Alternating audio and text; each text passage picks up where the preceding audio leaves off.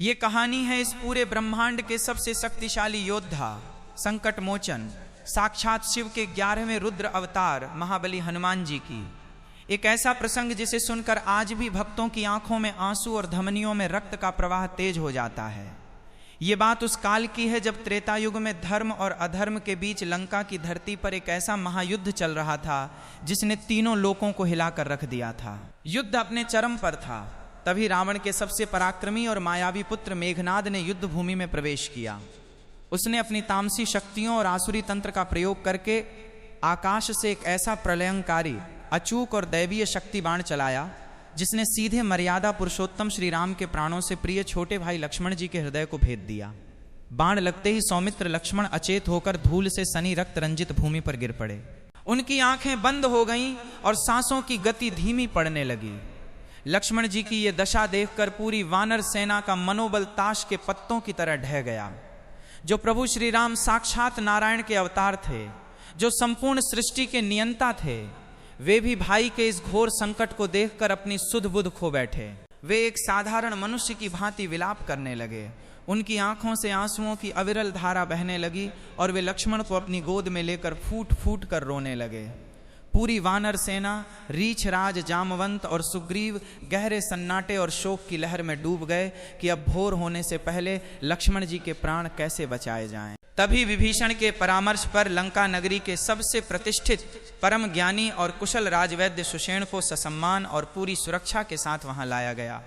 सुषेण वैद्य ने अत्यंत व्याकुल होकर लक्ष्मण जी की मंद पड़ती नाड़ी को अपने हाथों में लिया, उनके ठंडे पड़ते शरीर को छुआ, उनके चेहरे के उतरते हुए तेज को देखा और अत्यंत भारी तथा गंभीर स्वर में कहा कि हे प्रभु, स्थिति अत्यंत भयानक है। इस समय पूरी सृष्टि में सिर्फ एक ही ऐसी चीज है जो लक्ष्मण जी के भीतर दोबारा प्राणों का संचार कर सकती है, और वो है हिमालय के सुदूर द्रोणागिरी पर्वत पर मिलने वाली अत्यंत दुर्लभ और चमत्कारी संजीवनी बूटी।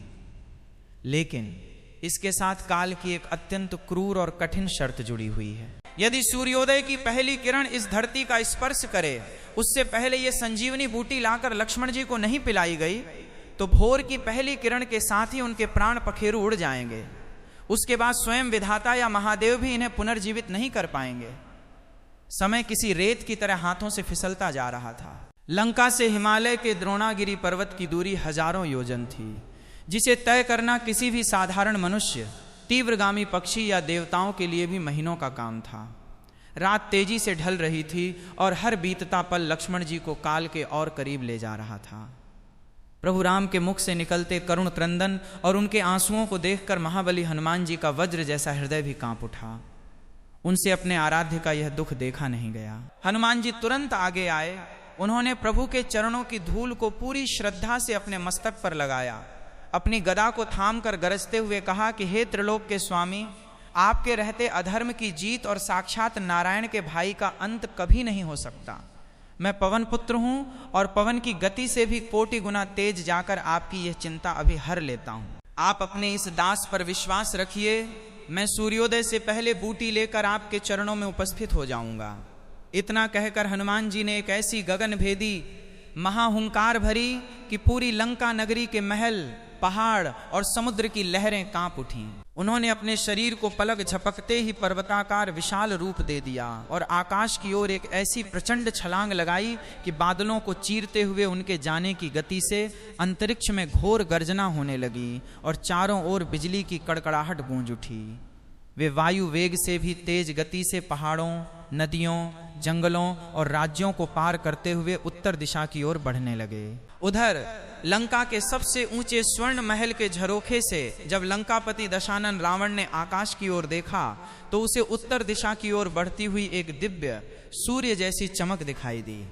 कुछ ही पलों में उसके गुप्तचरों ने हाँफते हुए समाचार दिया कि हे महाराज, अनर्थ हो गया।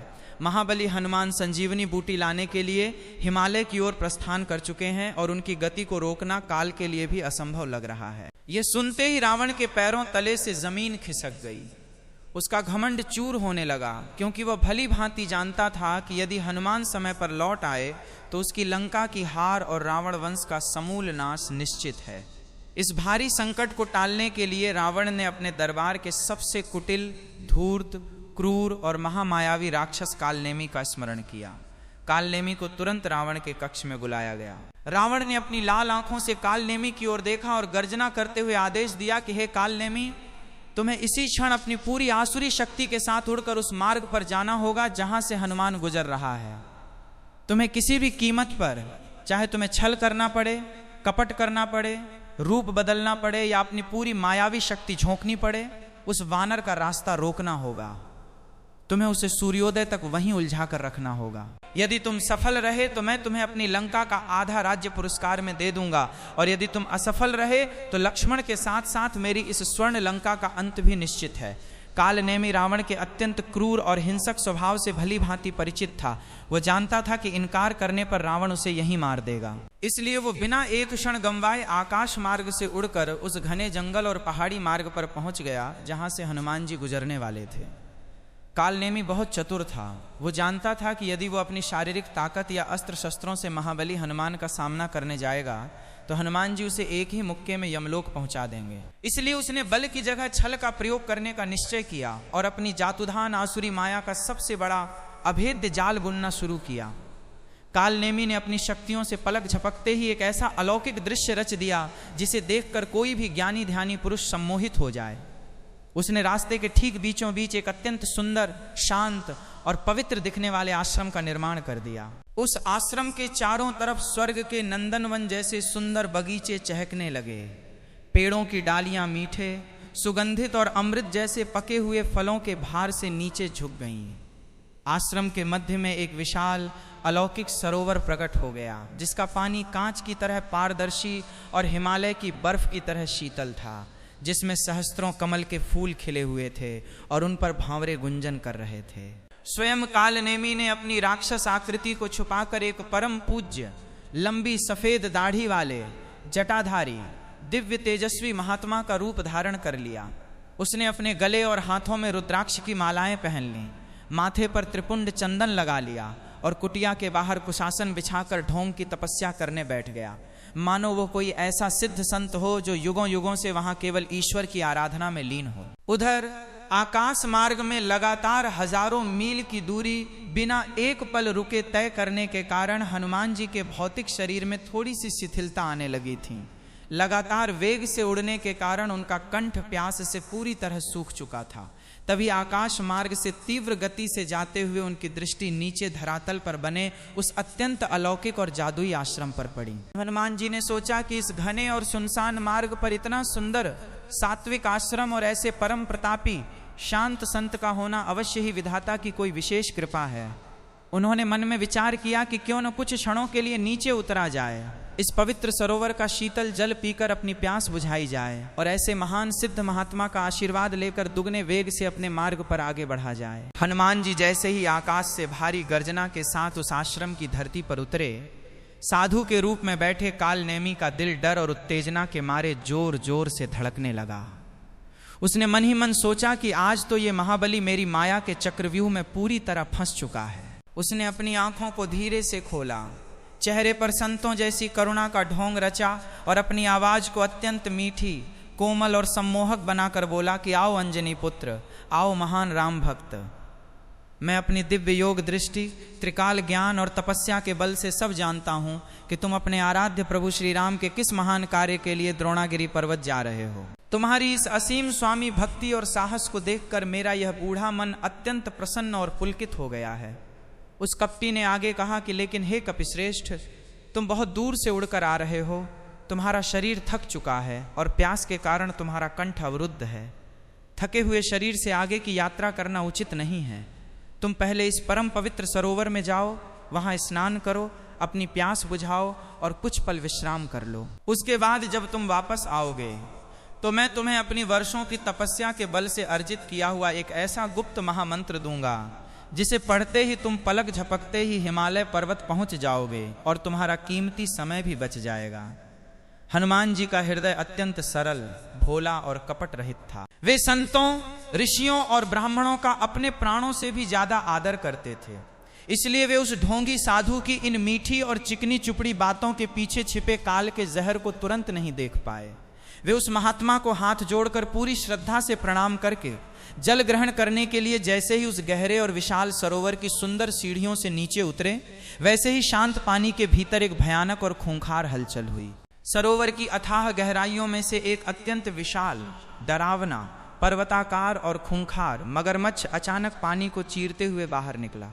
इससे पहले कि हनुमान जी कुछ समझ पाते, उस मगरमच्छ ने बिजली की कड़क जैसी गति से अपने नुकीले और लोहे जैसे मजबूत जबड़ों में हनुमान जी का पैर पूरी ताकत से जकड़ लिया। वो कोई साधारण जंतु नहीं था, बल्कि कालनेमी द्वारा लंका से लाया गया एक अत्यंत मायावी और हिंसक जीव था, जिसका उद्देश्य हनुमान जी को पानी की अतल गहराइयों में खींचकर हमेशा के लिए समाप्त करना था।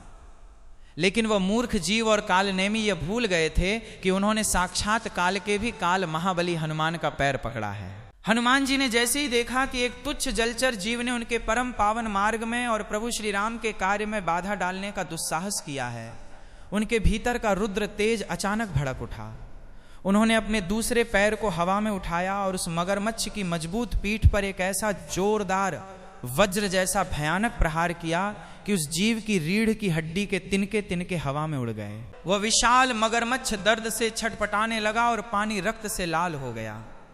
जैसे ही उस मगरमच्छ के प्राण पखेरु उड़े, वैसे ही वहां एक अत्यंत विस्मयकारी और अलौकिक घटना घटी। उस मृत जीव के फटे हुए शरीर के भीतर से एक दिव्य सूर्य जैसा प्रकाश निकला और वह भयानक मगरमच्छ पल भर में एक परम सुंदर दिव्य अप्सरा के रूप में प्रकट हो गया, जिसका नाम धान्यमाली था। वह एक परम ज्ञानी ऋषि के श्राप के कारण सदियों से उस सरोवर में मगरमच्छ का घोर नरक रूपी जीवन जी रही थी। महाबली हनुमान जी के उस पवित्र और मुक्तिदायी चरणों के स्पर्श से आज उसका उद्धार हो चुका था। उस अप्सरा की आंखों से कृतज्ञता के आंसुओं की धारा बहने लगी। उसने हनुमान जी के चरणों में साष्टांग दंडवत प्रणाम किया और कांपते हुए स्वर में कहा कि हे महाबली पवन पुत्र, आपने इस दासी को इस घोर कष्टमयी योनि से मुक्त कर दिया।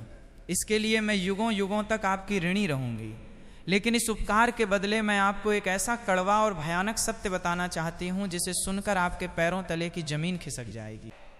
हे राम भक्त, जिस कुटिया के बाहर जो लंबी दाढ़ी वाला परम पूज्य साधु बनकर बैठा है, वो कोई महात्मा, सिद्ध पुरुष या संत नहीं है। वो रावण का भेजा हुआ कालनेमी नाम का महामायावी, क्रूर और अत्यंत कपटी राक्षस है।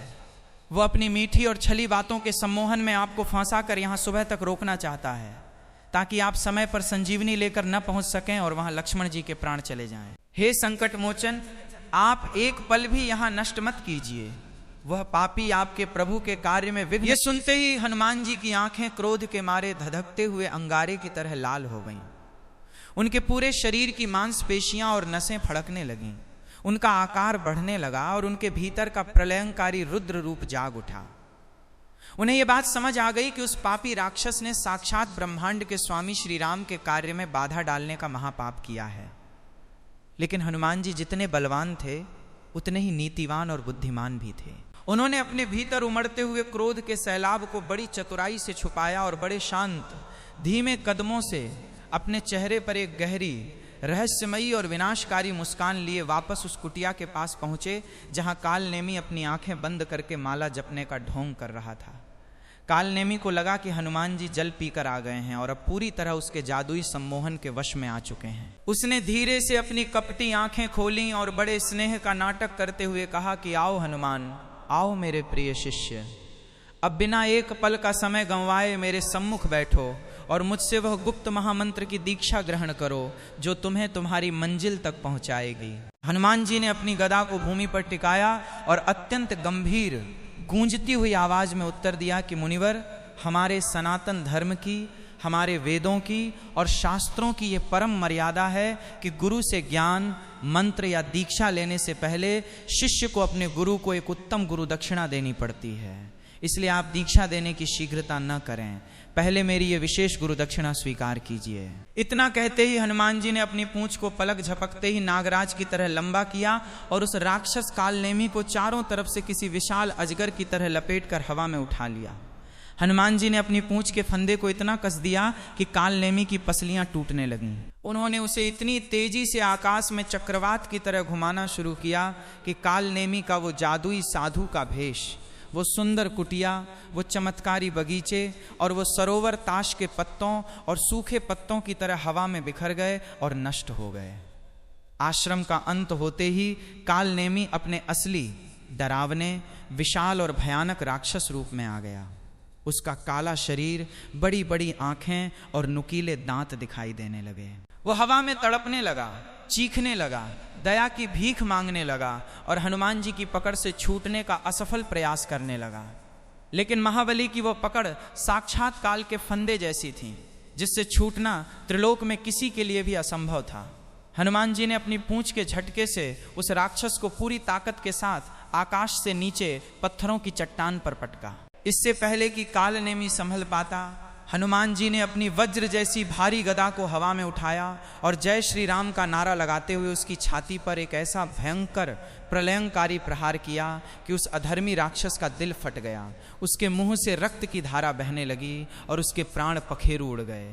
उसका सारा घमंड, उसकी सारी माया और रावण का दिया हुआ अहंकार पल भर में धूल में मिल गया। दुष्ट कालनेमी का समूल अंत करने के बाद हनुमान जी ने एक क्षण भी व्यर्थ नहीं गंवाया।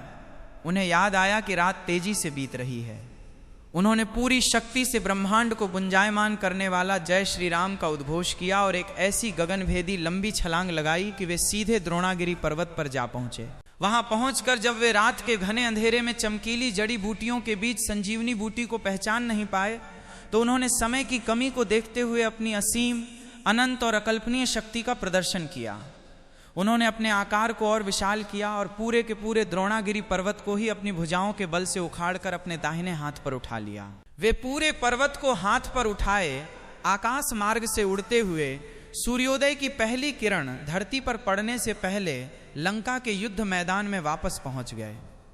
सुषेण वैद्य ने तुरंत संजीवनी बूटी निकाली, उसका रस लक्ष्मण जी को पिलाया और देखते ही देखते लक्ष्मण जी की आंखें खुल गईं, उनके प्राण बच गए। अधर्म की छाती पर धर्म की महाविजय हुई और इस प्रकार संकट मोचन हनुमान जी ने अपने प्रभु श्री राम के आंसुओं को पोंछकर इतिहास में अपना नाम अमर कर दिया।